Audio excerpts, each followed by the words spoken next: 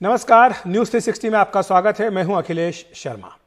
किसी समय दुनिया की सबसे तेजी से बढ़ने वाली अर्थव्यवस्था भारत क्या बांग्लादेश से भी पीछे हो जाएगा? अंतर्राष्ट्रीय मुद्रा कोष IMF की भविष्यवाणी है कि इस साल भारत की अर्थव्यवस्था में 10.3% की बहुत बड़ी गिरावट होने जा रही है।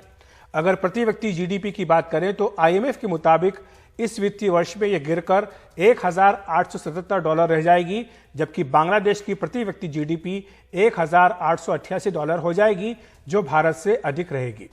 वैसे IMF ने यह भी कहा है कि भारत अगले वित्तीय वर्ष में शानदार वापसी करेगा। उसकी विकास दर 8.8% रहेगी। इस तरह वो चीन को पछाड़कर दुनिया की सबसे तेजी से बढ़ने वाली अर्थव्यवस्था का ताज एक बार फिर पहन लेगा। उधर सरकारी सूत्रों ने इस खबर पर सफाई दी है। उनके मुताबिक क्रय शक्ति अनुपात की अगर हम बात करें तो 2019 में भारत की प्रति व्यक्ति GDP बांग्लादेश से 11 गुना ज्यादा थी। अगले साल भारत की GDP 8.8%, तो बांग्लादेश की इसकी आधी यानी 4.4% ही रहने का अनुमान है। यूपीए सरकार पर हमला बोला है सरकारी सूत्रों ने। उन्होंने कहा है कि मोदी सरकार के पिछले 5 साल में भारत की प्रति व्यक्ति GDP में 30.07% की वृद्धि हुई है, जबकि यूपीए के 5 साल में यह केवल 19.8% ही थी। लेकिन राहुल गांधी ने आज एक ट्वीट करके इस खबर को लेकर सरकार से सवाल पूछा है। उन्होंने ग्राफिक्स दिखाया है। इसके साथ ही उन्होंने बांग्लादेश और नेपाल की GDP को दिखाया है। उन्होंने लिखा है कि बीजेपी के 6 साल के नफरत भरे सांस्कृतिक राष्ट्रवाद की बड़ी उपलब्धि, भारत से आगे निकलने के रास्ते पर बांग्लादेश। और इस बारे में सूचना प्रसारण मंत्री प्रकाश जावड़ेकर से पूछा गया, जो कैबिनेट के फैसलों की जानकारी मीडिया को दे रहे थे। Issue of Bangladesh, where the rate of GDP has increased and India has decreased, as well as Diwali is coming. The Supreme Court has asked the government now in terms of stimulus for those moratorium for those who have taken loan on loan, interest on interest, that an order should come. What are your views on those issues, please? Actually, it's not covered today in the cabinet decision because there is no cabinet decision on it. But as we know, Indian economy has improved tremendously on all parameters. We are returning to pre-COVID period. हमारे साथ professor Arun Kumar अर्थशास्त्री जुड़ रहे हैं। आकाश जिंदल अर्थशास्त्री भी हमारे साथ फोन लाइन पर मौजूद हैं। अरुण कुमार जी, मैं आपके पास पहले आना चाहूंगा। ये जो IMF का प्रेडिक्शन आया है कि प्रति व्यक्ति GDP में बांग्लादेश भारत को पीछे छोड़ देगा, ये खबर हमें हैरान करती है, डराती है, या क्या करती है? देखिए, ऐसा है कि भारत की अर्थव्यवस्था तो पहले से ही थोड़ा मंदी में जा रही थी। प्री कोविड में अगर आप देखें तो 8 क्वार्टर से रेट ऑफ ग्रोथ गिरता चला जा रहा था। 8.2% से गिरते गिरते 3.1% आ गया था। और उसके पीछे वजह ये थी कि एक के बाद एक अर्थव्यवस्था को धक्का लगा, और धक्का इस तरह से लगा कि पहले नोटबंदी हो गई, फिर GST लागू हो गया, फिर आपने देखा कि NBFC का क्राइसिस आया, जिसने असंगठित क्षेत्र को बड़ा बुरी तरह से पछाड़ दिया।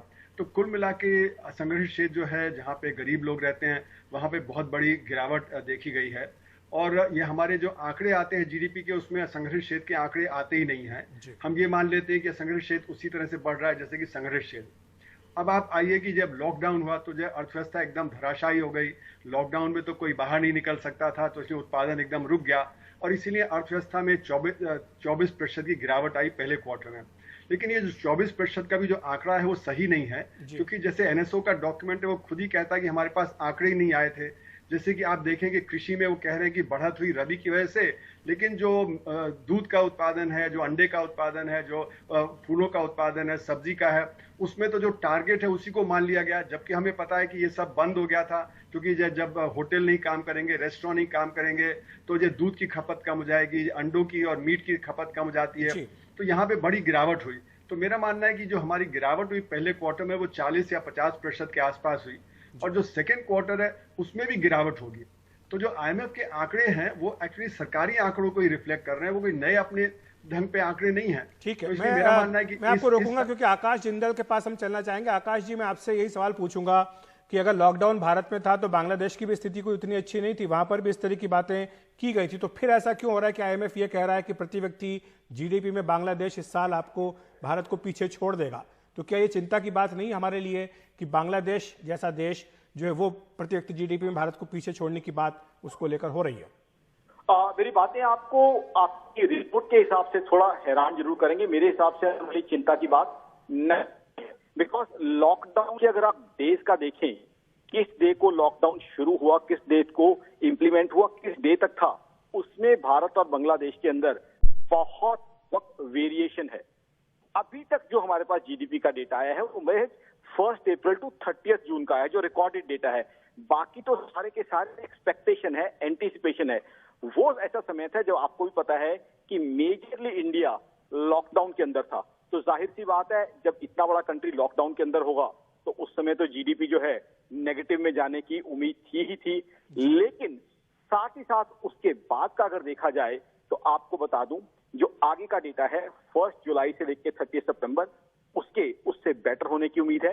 बिकॉज जो उसका जो बेस डेटा है, चाहे जीएसटी चाहे कार सेल्स हो, उसके अंदर पहले मुकाबले एक रीजनेबल जंप आया है। ये बात जरूर है, लेकिन आकाश जी अगर हम बांग्लादेश की तुलना करें, क्योंकि खबर बांग्लादेश को लेकर के आई है, तो क्या आप इस बात से इनकार कर सकते हैं कि बांग्लादेश का निर्यात जो है वो आज की तारीख में भारत से बेहतर माना जा रहा है? वहां पर मैन्युफैक्चरिंग सेक्टर जो है वो ज्यादा उसको इंसेंटिव दिया जा रहा है। ऐसा भी हो रहा है कि कई भारत के लोग जो है वहां जाकर के उद्योगपति अपना उद्योग वहां लगाना चाहते हैं।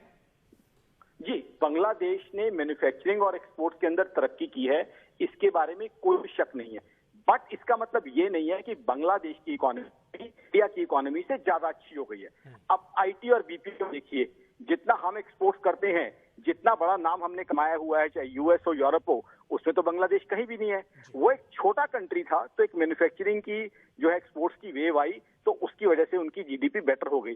बट हमारी ये इकोनॉमी डाइवर्स इकोनॉमी है। आईटी और बीपीओ में बांग्लादेश हमारे मुकाबले कहाँ है? और चीजों में देखा जाए, मैन्युफैक्चरिंग में अब हम ग्रो करने की जो है कोशिश कर रहे हैं। जी, आपकी आवाज ठीक से हम तक नहीं पहुंच पा रही, हम कोशिश करेंगे इसको ठीक करने की। प्रोफेसर अरुण कुमार, मैं आपके पास आना चाहूंगा। आपने जो अर्थव्यवस्था को नुकसान पहुंचने की बात कही थी, आप ये भी कह रहे हैं कि जो आईएमएफ का प्रेडिक्शन है वो सरकारी आंकड़ों के आसपास ही रहता है, लेकिन आंकड़ों में थोड़ा अंतर तो दिख रहा है। आरबीआई की हम बात करें तो 9.5 की बात कह रहा था कि इतना नुकसान हमारी अर्थव्यवस्था को हो सकता है, लेकिन आईएमएफ उससे भी आगे जाकर 10.7% की बात कर रहा है। तो ये एक बड़ा नुकसान है जो इस वित्तीय वर्ष में हमको होने की बात कही जा रही है। लेकिन एक सुनहरी तस्वीर भी आगे दिखा रहा है आईएमएफ। वो कह रहा है कि जो अगला साल है वो अच्छा रहेगा। 8.8% की वो भविष्यवाणी कर रहे हैं। वो ये भी कह रहे हैं कि भारत सबसे तेजी से बढ़ने वाली जो अर्थव्यवस्था का ताज है वो एक बार फिर से अगले वित्त वर्ष में पहन सकता है। देखिए, ऐसा है कि जैसे मैंने कहा कि अगर Q1 में 40% की गिरावट हुई है और Q2 में भी समझिए 20% की गिरावट है, तो अगर जो 10.9% की गिरावट जो साल की होगी, तो अगले जो तिमाही हैं उसमें 10% की बढ़त होनी पड़ेगी, जो संभव नहीं है। अभी बहुत बड़े बड़े सेक्टर हैं जो खुल नहीं पाए हैं, जैसे कि होटल इंडस्ट्री है वो ठीक से काम नहीं कर रहा है, एयरलाइंस है, एयरपोर्ट है, फिर आपका रेस्टोरेंट है, टूरिज्म है, बाकी बहुत बड़े बड़े सर्विसेज हैं, आपका जो पब्लिक ट्रांसपोर्ट है, रेलवेज में जहां 14,000 पैसेंजर ट्रेन चलती थी 1,000 भी पैसेंजर ट्रेन नहीं चल रही हैं। तो कुल मिला के अभी अर्थव्यवस्था को पटरियां में आने में 2 साल लगेगा। तो जो कह रहे हैं कि अगले साल बेटर होगा, क्योंकि Q1 में इस साल गिर गया था, तो उसके मुताबिक, लेकिन 2019 के कंपैरिजन में तो फिर भी गिरावट रहेगी। तो 2019 तक पहुंचने में तो 2-3 साल लग जाएंगे अभी, क्योंकि अभी जो न्यू नॉर्मल आएगा उसमें अभी आप देखिए ई कॉमर्स है वो जो रिटेल ट्रेडर्स को डिस्प्लेस कर रहा है। तो केस जो है वो कह रहा है कि आकाश जी के पास चला जाता हूं, मेरे पास समय बिल्कुल कम है। आकाश जी संक्षेप में, अच्छा आकाश जी से हमारा संपर्क टूट गया है। मैं आपकी बात सुन रहा हूँ। जी सवाल पूछिए प्लीज। जी आकाश जी। जी, मेरा ये मानना है कि हमारा जो है इस फाइनेंशियल ईयर का Q2 Q1 से बेटर होगा, और Q3 वो होगा जो फेस्टिवल सीजन वाला वक्त होगा, जो शादियों वाला वक्त होगा, उसमें हमारे पास जो है पहले के मुकाबले अच्छा डेटा आएगा।